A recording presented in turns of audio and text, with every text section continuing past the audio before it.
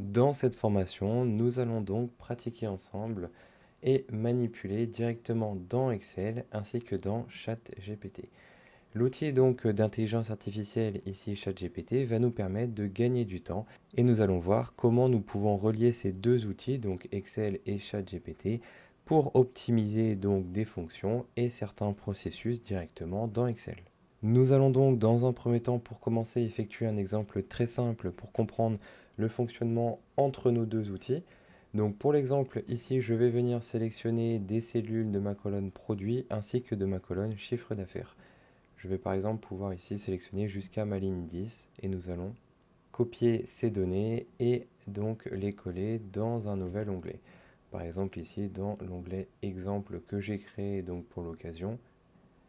Je vais ici donc mettre en forme rapidement mes données et nous allons pouvoir directement effectuer une première manipulation avec ChatGPT.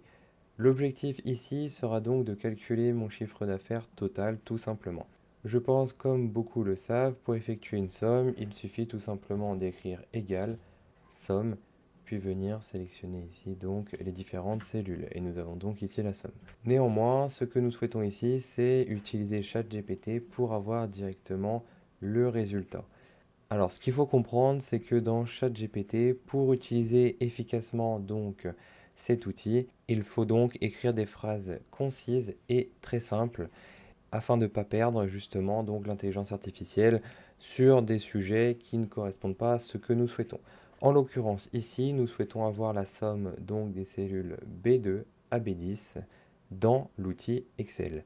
Il est important ici de le préciser car ça peut être par exemple une somme qui sera effectuée dans un autre outil, dans un autre tableur.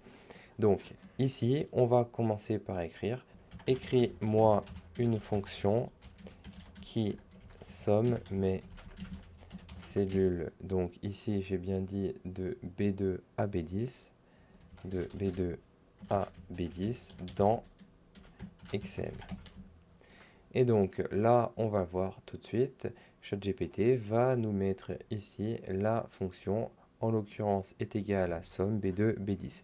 Néanmoins, comme vous pouvez le voir ici, ChatGPT nous donne non pas somme en français, mais en anglais. Donc ça va poser problème étant donné que nous sommes dans une version Excel français.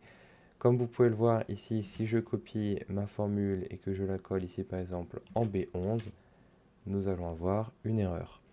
Donc je vais ici demander à ChatGPT de m'écrire cette fonction en français. Et donc ici, il va corriger et nous allons pouvoir avoir donc le terme somme. Par défaut et dans de nombreux cas, vous allez voir que ChatGPT va nous donner des formules avec les termes donc en anglais. Je vais donc copier ici cette formule et nous allons pouvoir la renseigner directement ici dans ma cellule B11. En l'occurrence, comme vous avez pu le voir, ChatGPT nous a écrit une fonction qui fonctionne et qui nous donne le résultat que nous souhaitons avoir. L'exemple est ici simple, mais ce qu'il faut comprendre justement en reliant ces deux outils, c'est que nous allons pouvoir créer des formules complexes, voire très complexes, et dans de nombreux cas, cela va nous faire gagner un temps considérable.